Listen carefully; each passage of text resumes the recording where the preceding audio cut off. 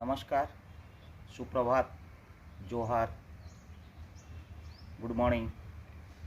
आपको आज हम वो राम कथा के बारे में बताएंगे जो ये भारतवर्ष एक पवित्र तीर्थ देश है जहाँ पे राम भगवान की जन्म हुई थी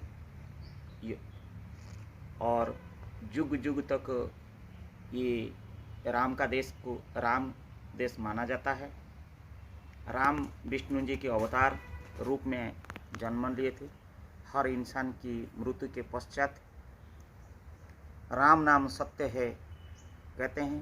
राम पुरुषोत्तम धर्म का और मर्यादा पुरुष के नाम पे जाना जाते हैं। उनका मानव रूप में आना और राक्षस को संहार करना, विनाश करना, रावण का अत्याचार को, अधर्मी को सबक सिखाना, ये सब पौराणिक में जो लिखा है उसके बारे में मैं आज कुछ बताने जाऊंगा। ये हमारा 16th सेंचुरी में मुग़ल का राज चल रहा था। मुग़ल्स ने वहाँ पे जहाँ अयोध्या में जहाँ राम जी की जन्म हुई थी, रामलाल का जहाँ जन्म मिट्टी के ऊपर में, वहाँ पे उन्होंने एक मस्जिद की निर्माण किए थे जिसको बाबरी मस्जिद के नाम पे जाना जाता था। ये मस्जिद चलते रहा। वहाँ पे लोग, मुसलमान भाई लोग नमाज अदा करना, उनका मस्जिद को जाना आना, वहाँ पे उनकी मदरसा होना, पढ़ाई लिखाई होना, सब चलते रहा। ऐसे जब तथ्य से पता चला और जब रिसर्च से पता चला कि अयोध्या का मिट्टी में जहाँ मस्जिद बनी हुई है वहाँ पे प्रभु राम जी की जन्म हुई थी। 1850 के आसपास में एक वायलेंट हुआ और वो वायलेंट हमारा चलते चलते चलते चलते एक बड़ा आकार का रूप लिया, जो 16 दिसंबर 1992 को भारतीय जनता पार्टी एक महारैली किया कि हमारा यहाँ पे रामलाल की जन्म हुई थी, प्रभु भगवान राम जी की यहाँ पे जन्म हुई थी, जिस जन्म मिट्टी के ऊपर में बाबरी मस्जिद बना। और ये ज़मीन की डिस्प्यूट सुप्रीम कोर्ट तक गया और ये सुप्रीम कोर्ट में जब गया तब लगभग काफ़ी सालों के बाद, 12-13 साल गुजरने के बाद आपको विदित होगा 5 टेररिस्ट 2005 में राम मंदिर को अटैक भी किए। ऐसे चलते रहा, डिस्प्यूट्स चलते रहा। मन का आशा और आकांक्षा और पुरातत्व विभाग जो जियोग्राफिकल इंडिया रहते हैं और भौतिक ज्ञान, बहुत महान अनुभवी संतों, महंतों, ऋषि, ये सब रिसर्च अनुसंधान के ऊपर अनुसंधान करते गए और डिस्प्यूट अपना जगह में चलते रहा। अल्टीमेटली ऐसे एक दिन आया, ऑनरेबल सुप्रीम कोर्ट ने 2019 के ये राम लैंड करके, ये राम की जन्मभूमि करके आने के तथ्य को संग्रहित करके, प्रमाण को ऊपर निर्धारित करके सुप्रीम कोर्ट बेंच ने ये वर्डिक्ट दिया कि नहीं, ये राम जी की जन्मस्थान था और यहाँ पे राम मंदिर होनी चाहिए। इसी पश्चात माननीय प्रधानमंत्री नरेंद्र मोदी साहब का सरकार का अंतराल में पार्लियामेंट में ये 5 फरवरी 2020 को निर्णय लिया गया कि वहाँ पे राम मंदिर की कंस्ट्रक्शन करने का अनुमति पारित हुई। उस पश्चात हमको मिला 2.7 एकड़ का लैंड, और जिस जमीन के ऊपर में हमको बनाना है मंदिर, और मंदिर की ऊंचाई लगभग तैयार हुआ 161 फीट होनी चाहिए, और जिस परिवेश के अंदर में और छोटा छोटा मंदिर भी होनी चाहिए, सूर्य मंदिर, गणेश मंदिर, प्रभु शिव जी की, दुर्गा माता जी की, विष्णु जी की और ब्रह्मा जी की, उसी परिवेश में रहना है। और इनको करने का निर्णय लिया शिल्पीकारी परिवार सोमपुरा फैमिली को सौंपा गया। और इस पश्चात में जब शुरुआत हुई प्रभु राम जी की मंदिर की, अनुमति मिलने के बाद माननीय सुप्रीम कोर्ट ने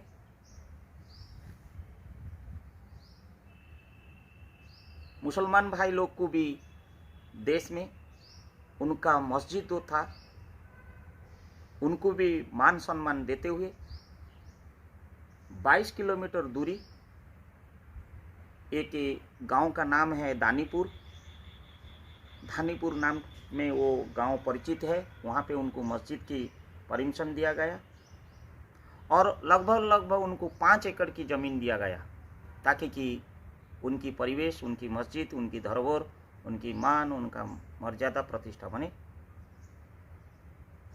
और ये जो शिलान्यास हुई माननीय प्रधानमंत्री की अध्यक्षता में और उपस्थिति में, ये 2020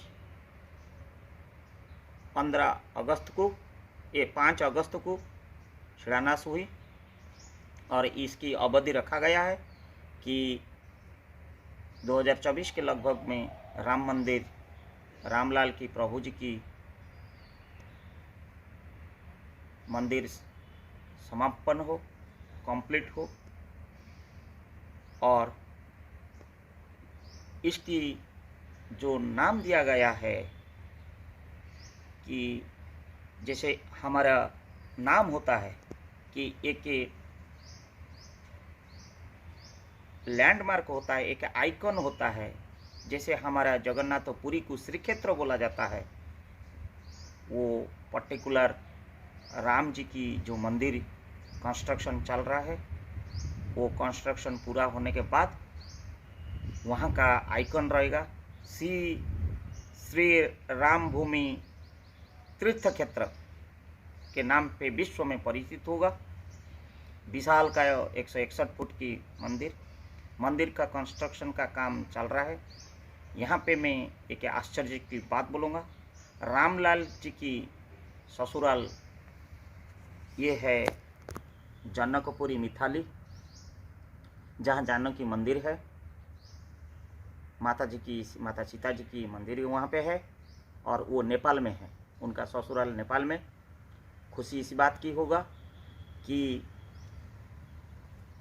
विगत सैटरडे में, शनिवार का देर रात 11 बजे के आसपास में पोखरा एरिया में काली गंडकी नदी का सज्जा से जिस शिला में जो 2 पत्थर में प्रभु राम जी की, मैया सीता जी की जो मूर्ति बनने वाला है, जो शोभा पाने वाला है, वो पत्थर को हम शालिग्राम के रूप में जानते हैं।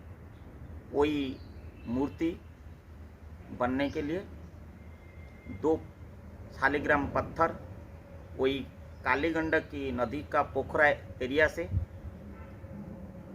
देर रात क्रेन लगाकर 127 क्विंटल, दोनों शालिग्राम का वजन लगभग 127 क्विंटल वजन, बड़ा ट्रक में शंख ध्वनि, फूल का बछवाड़ा, गंगा जी की जल की पवित्रता, साधु संत महंत की जय जयकार उमड़ हुए नेपाली बासिंदा,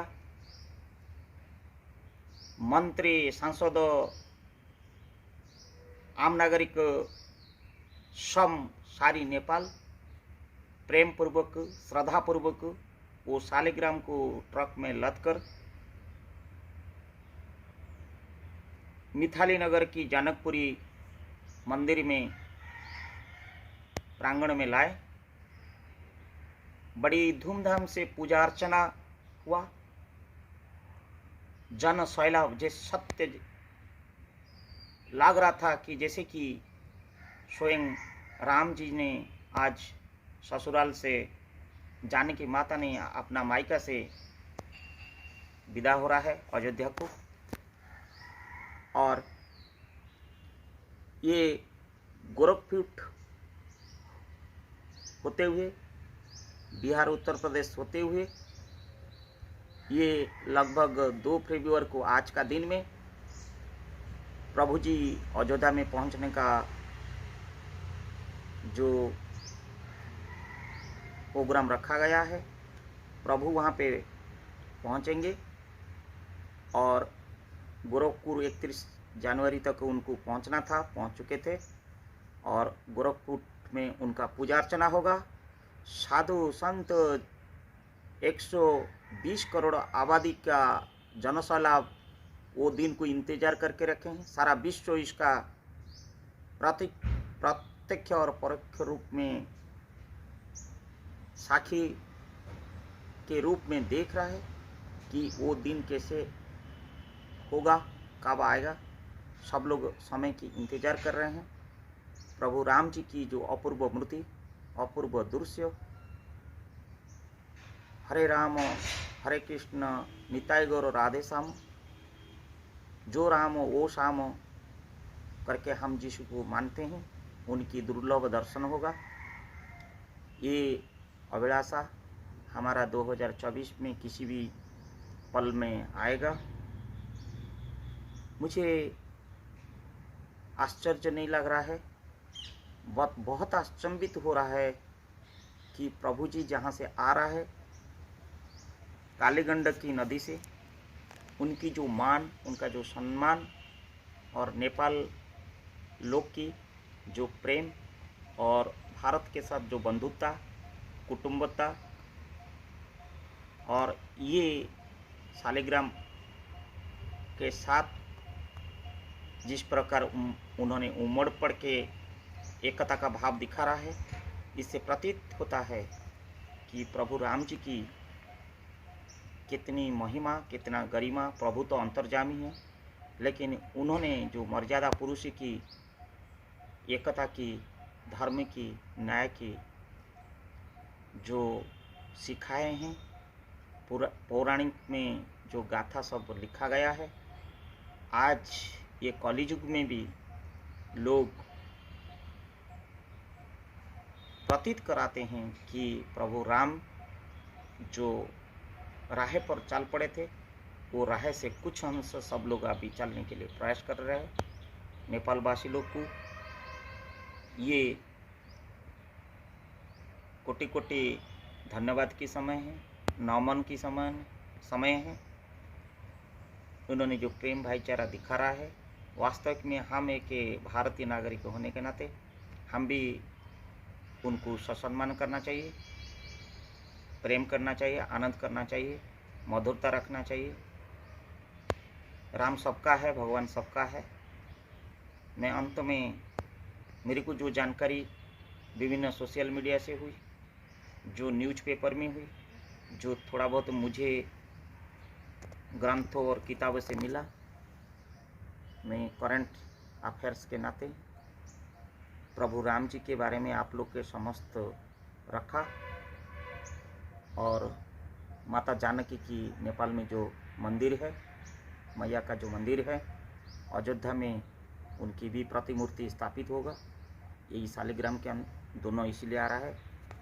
और ये कहा जाता है हरे कृष्ण हरे राम निताय गौर राधे श्याम, और हर मनुष्य को ये शरीर त्याग करने के बाद हमको शरीर के अंदर में जो आत्मा है, वो आत्मा परमात्मा से जब जाके विलीन होता है, जाके पहुंचता है, उस समय हमारा मोरे शरीर जब चार कंधा में निकाल पड़ता है अंतिम यात्रा पर, चिर निद्रा में हम सोए रहते हैं और अंतिम यात्रा पर निकाल पड़ते हैं।